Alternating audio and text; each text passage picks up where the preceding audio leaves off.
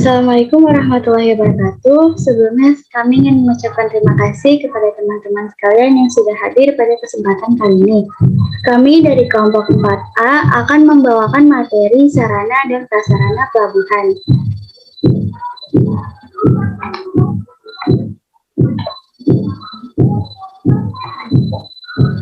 Anggota kelompok kami yaitu ada Putra Fajar Aditya, Fakri Najmuddin, Banur Aditya, dan saya sendiri Najla Andiza Putri.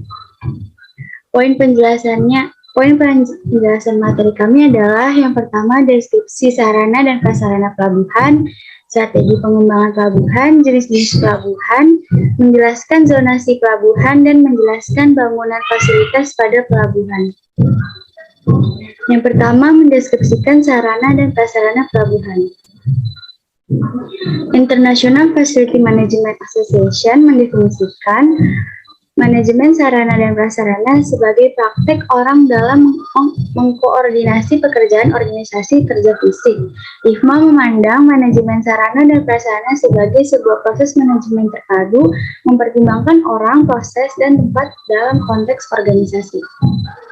Yang kedua ada strategi pengembangan pelabuhan. Tiatmojol mengatakan kinerja pelabuhan dapat digunakan untuk mengetahui tingkat pelayanan pelabuhan, pengguna pelabuhan yang tergantung pada waktu pelabuhan kapal selama berada di pelabuhan. Beberapa penelitian menilai kualitas jasa pelabuhan menggunakan beberapa dimensi dan variabel yang beraneka ragam. Inex, Kolanix, et al. Mendefinisikan variabel pelayanan pelabuhan berupa reliabilitas dan kompetensi dalam studi Thomson yang lainnya. Thomson menggunakan beberapa variabel yang menentukan daya saing pelabuhan, yaitu efisiensi, frekuensi, kunjungan kapal, kelengkapan infrastruktur, lokasi biaya pelabuhan, respon yang cepat terhadap pengguna, serta reputasi terhadap perusahaan barang. Selanjutnya ada jenis-jenis pelabuhan. Menurut Rahman, pelabuhan dapat dibedakan menjadi berbagai macam segi tinjauan, yaitu segi penyelenggaraan, segi pengusahaan, fungsi dalam pandangan nasional, internasional, segi kegunaan, dan letak geografisnya. Selanjutnya akan dibacakan rekan saya, Putra Fajar.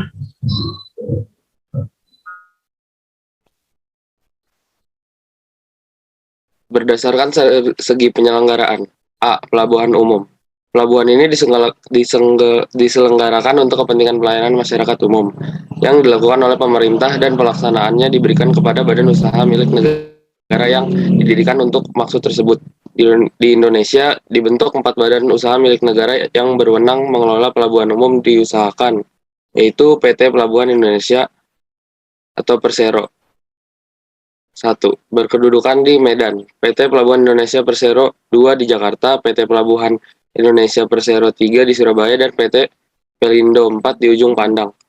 Pelabuhan pada perencanaan ini masuk pada kawasan operasi PT Pelabuhan Indonesia Persero 3 Surabaya sebagai pelabuhan umum Sumartono 2010. Next.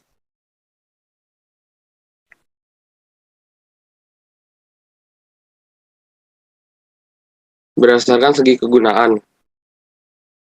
A. Pelabuhan barang. Pelabuhan ini mempunyai dermaga yang dilengkapi dengan fasilitas untuk bongkar muat barang seperti 1. Dermaga harus panjang dan mampu menampung seluruh panjang kapal sekurang-kurangnya 80% dari panjang kapal. Hal ini disebabkan oleh proses bongkar muat barang melalui bagian depan maupun belakang kapal dan juga di bagian tengah kapal. 2. Pelabuhan barang harus memiliki halaman dermaga yang cukup lebar untuk keperluan bongkar muat barang yang berfungsi untuk mempersiapkan barang yang akan dimuat di kapal, maupun barang yang akan dibongkar dari kapal dengan menggunakan kran. Bentuk halaman dermaga ini beraneka ragam, tergantung pada jenis muatan yang ada seperti next.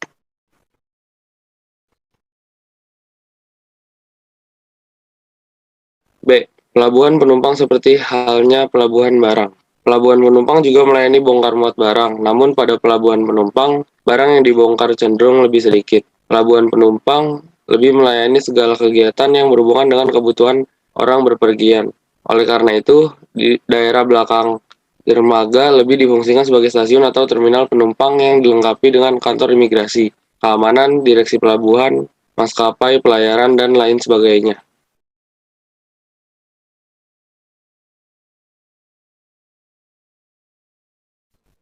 Pelabuhan campuran. Pelabuhan campuran ini lebih diutamakan untuk keperluan penumpang dan barang, sedangkan untuk minyak masih menggunakan pipa pengalir. Pelabuhan ini biasanya merupakan pelabuhan kecil atau pelabuhan yang masih berada dalam taraf perkembangan.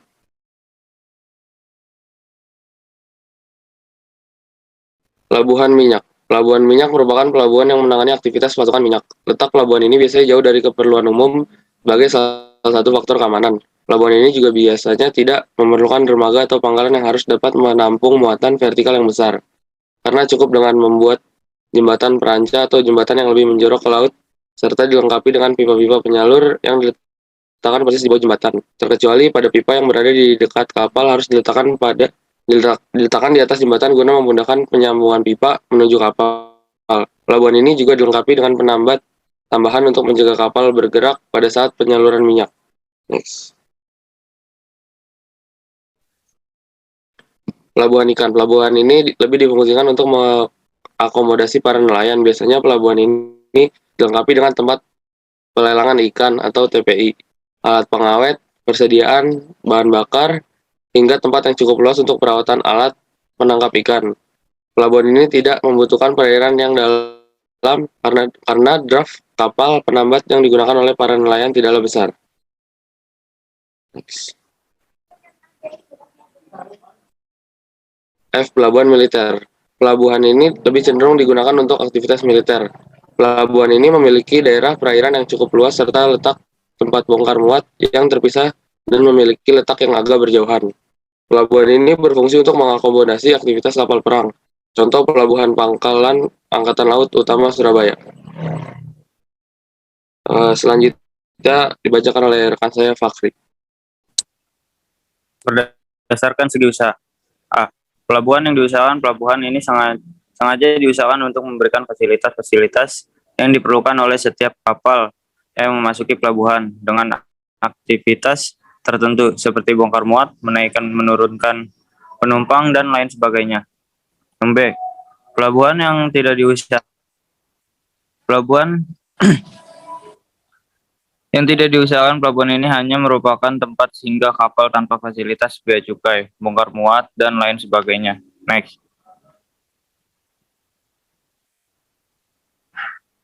Satu, pelabuhan laut. Pelabuhan laut adalah pelabuhan yang bebas dimasuki oleh kapal-kapal berbendera asing. Pelabuhan ini biasanya merupakan pelabuhan utama dan ramai dikunjungi oleh kapal-kapal yang membawa barang ekspor atau impor dari luar negeri.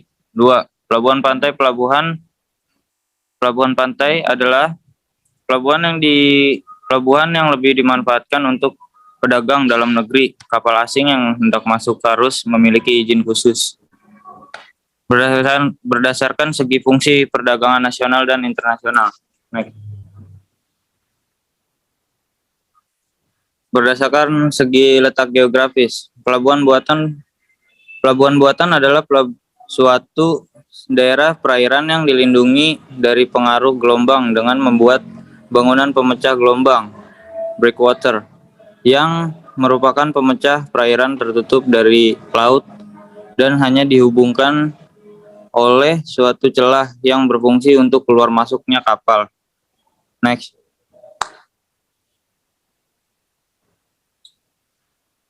Pelabuhan alam.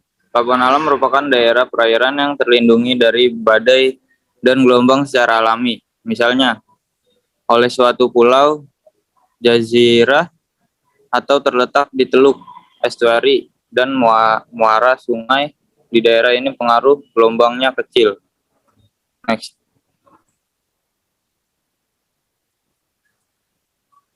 C. Pelabuhan semi alam. Pelabuhan semi alam merupakan campuran antara pelabuhan buatan dan pelabuhan alam. Misalnya, pelabuhan yang terlindungi oleh pantai, tetapi alur masuk terdapat bangunan buatan untuk melindungi pelabuhan. Contohnya pelabuhan ini di Indonesia adalah Pelabuhan Bengkulu. Next.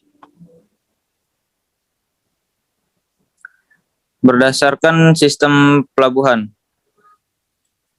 Berdasarkan fungsi pelabuhan sebagaimana pengertian sistem pelabuhan menurut Peraturan Pemerintah Nomor 11 Tahun 1983, maka pelabuhan mempunyai beberapa fungsi sebagai berikut.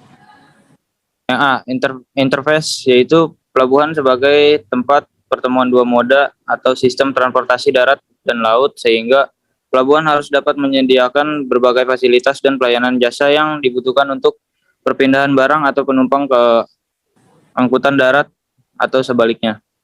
Yang B, gateway, yaitu pelabuhan berfungsi sebagai pintu gerbang dari suatu negara atau daerah sehingga dapat memegang peranan penting bagi perekonomian suatu negara atau daerah. Yang C, industri entity, yaitu perkembangan industri yang berorientasi kepada ekspor dari suatu negara atau daerah. Next. 1. Fungsi pelayanan dan pemangkalan kapal seperti yang A, bantuan kepada kapal yang masuk, meninggalkan, dan berolah gerak di pelabuhan. B, pelindungan kapal dari ombak selama berlaut dan tambat. C, pelayanan untuk pengisian bahan bakar perkembangan, dan sebagainya. Yang 2, fungsi pelayanan kapal penumpang. Yang A, penyediaan prasarana dan sarana bagi penumpang selama menunggu. Yang B, kapal dan melakukan aktivitas persiapan keberangkatannya. Next.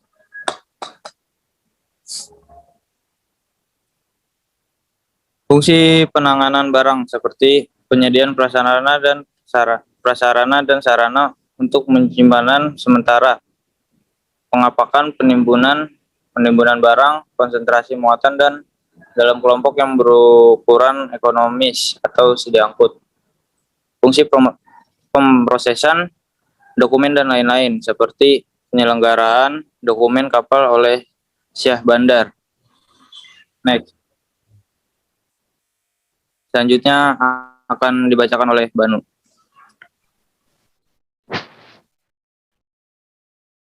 Empat, menjelaskan zonasi pelabuhan.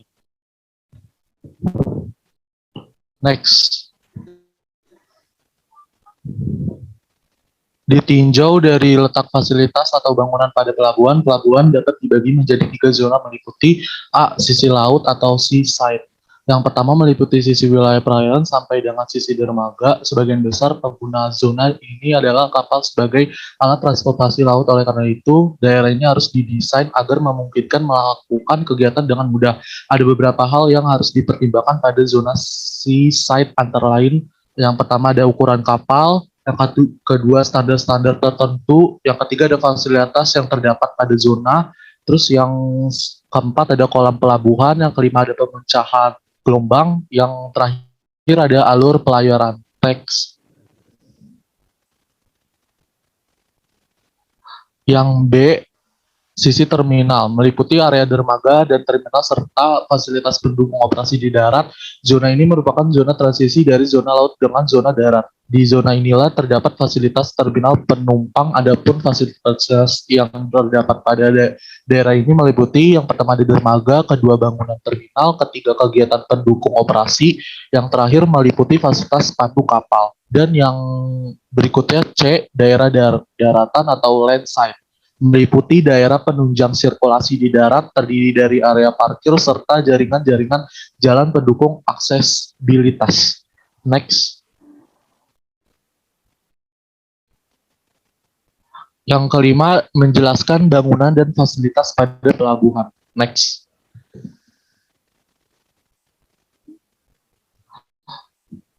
Berikut gambar pertama ini. A, pemecahan gelombang digunakan untuk melindungi daerah perairan pelabuhan dari gangguan gelombang. Pemecah gelombang ini tidak diperlukan bila pelabuhan telah terlindungi secara alamiah. Next. Selanjutnya, B, alur pelayaran berfungsi mengarahkan kapal yang akan keluar masuk pelabuhan. Yang C, kolam pelabuhan, merupakan daerah perairan di mana kapal berlabuh untuk melakukan bingkar, muat, dan gerakan memutar. Yang D, dermaga, merupakan bangunan pelabuhan yang digunakan untuk merapatnya kapal dan menambahkan pada waktu bongkar muat. Next.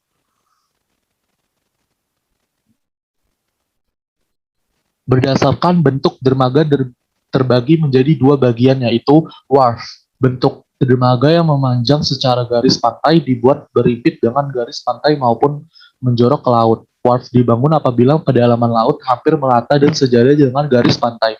Contoh pelabuhan Tanjung Mas. Next. Selanjutnya ada pier berbentuk jari atau finger type pier. Merupakan bentuk dermaga di mana garis kedalaman kolam terbesar menjorok ke laut. Pier jenis ini lebih efisien karena dapat digunakan untuk merapat kapal pada kedua sisi untuk panjang dermaga yang sama. Next. Contohnya pelabuhan Tanjung Priok dan Tanjung Perak. Yang E, alat penambat. Yang F, digunakan untuk menambatkan kapal pada waktu merapat di dermaga maupun saat menunggu di perairan. Yang G, gedung terminal. Yang H, fasilitas bahan bakar kapal. Yang I, fasilitas pandu kapal. J, meliputi fasilitas untuk kapal tunda dan perlengkapan lain yang diperlukan kapal masuk keluar pelabuhan. Next. Sekian dari kelompok kami. Apakah ada yang ditanyakan?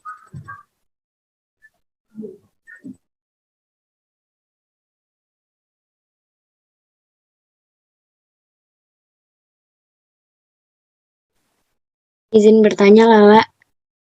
Apa saja sarana dan prasarana perikanan? Kasih. Baik, terima kasih Rafinda. Sarana dan prasarana perikanan itu ada gedung kantor TPN, TPI higienis, kolam dermaga kapal, sentra pemasaran ikan, dan lapak pedagang ikan. Apakah sudah terjawab? Sudah, Lala. Makasih ya. Baik, terima kasih teman-teman atas partisipasinya. Sekian dari kelompok kami, kurang lebihnya mohon maaf. Wassalamualaikum warahmatullahi wabarakatuh.